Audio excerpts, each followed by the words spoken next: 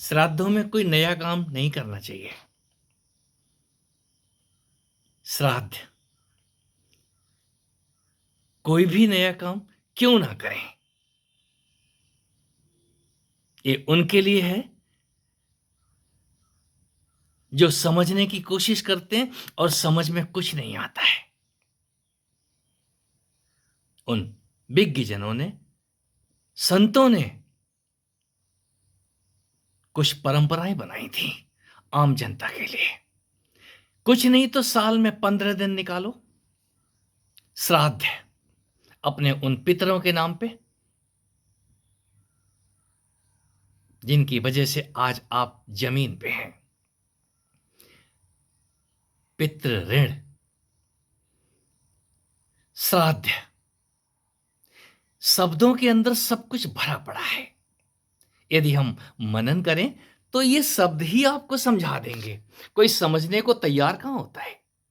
हम दूसरे से पूछने लग जाते हैं, आप समझा दें। तो कोई गुरु इतना ही बताता है, शब्द भेद, शब्द में प्रकाश है। शब्द को वो खोल के बताता है, अक्षर अक्षर अलग कर देता है। सिरा दे।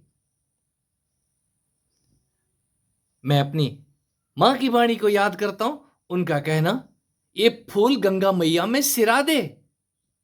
श्राद्ध के टाइम पे वो गंगा तट, हमारे घर के नजदीक गंगा मैया बहती हैं आज भी। वो क्षण याद है कि जब मां कहती थी, ये फूल गंगा मैया में सिरा दे। वो अनपढ़ अनपढ़ होते हुए भी ग्रामीण भाषा का इस्तेमाल। सिरा दे, इस सिर को सिर आदि श्राद्ध। आज परंपराएं जीवित हैं। उस परंपरा के अनुसार भी हम गंगा तट पे या नदियों के किनारे बैठ के संगम आदि पे अपने पितरों का तर्पण, श्राद्ध करते हैं। क्या बहाते हैं?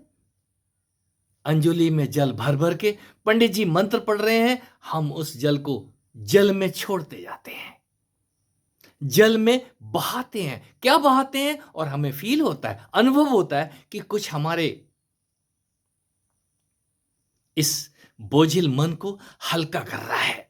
दान आदि जब हम देते हैं तो देने के बाद आप हल्के हो जाते हैं। ये देने के लिए 15 दिन, साल में 15 दिन आम पब्लिक के लिए क्राउड मैनेजमेंट।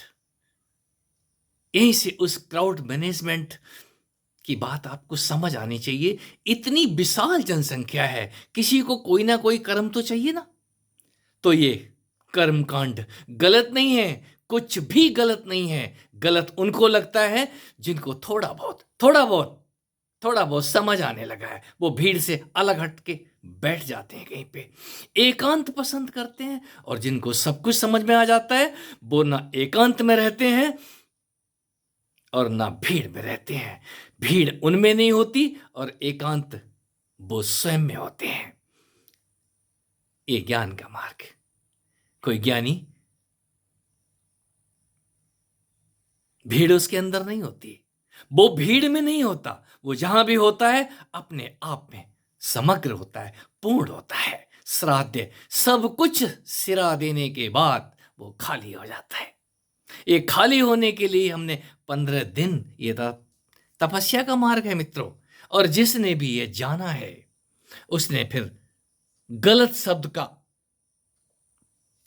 मतलब ही बदल के रख दिया। यहां गलत तो कुछ है ही नहीं, सब कुछ जानने के लिए है। आप सब कुछ जानने के लिए ही बार बार अज्ञान का पिटारा, अज्ञान का टोकरा अपने सिर पे रख लेते हैं। इसको सिराने के लिए ही कोई जानकार आपको बोलता है, इसको फेंक दे, इसको सिरा दे, इसको बहा दे, इसका तर्पण और अर्पण कर दे, हल्का हो जा।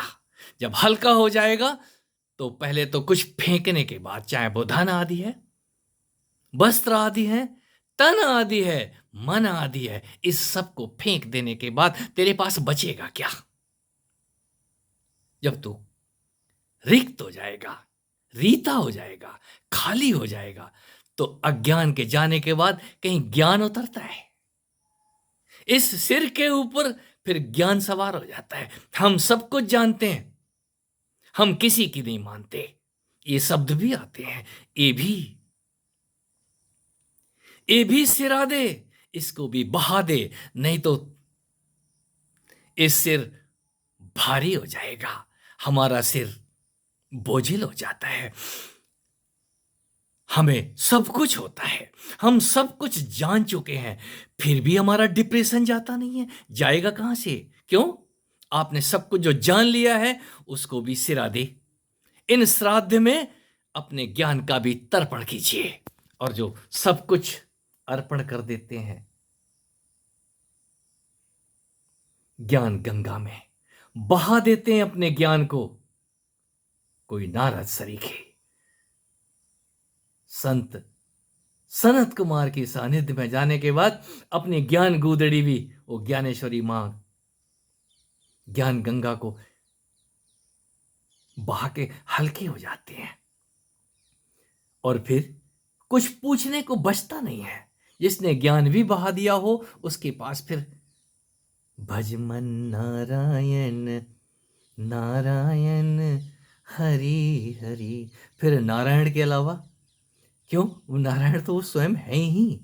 फिर नारायण ही बजते हैं, आप गाओ या मत गाओ। फिर नारायण अपने आप अपने भक्त का नाम स्मरण करते हैं। बीणा तो नारद की बजती हुई दिखाई देती है और अंदर से वो नारायण ही आते हैं। आपके अंदर भी ऐसा ही होता है। भजन ए मन, तभी भजमन गोविंद की शरण जाता है। गोविंद फिर अंदर से प्रकट होते हैं। श्राद्ध जिसने जान लिए हैं वो पहले अपना श्राद्ध करता है,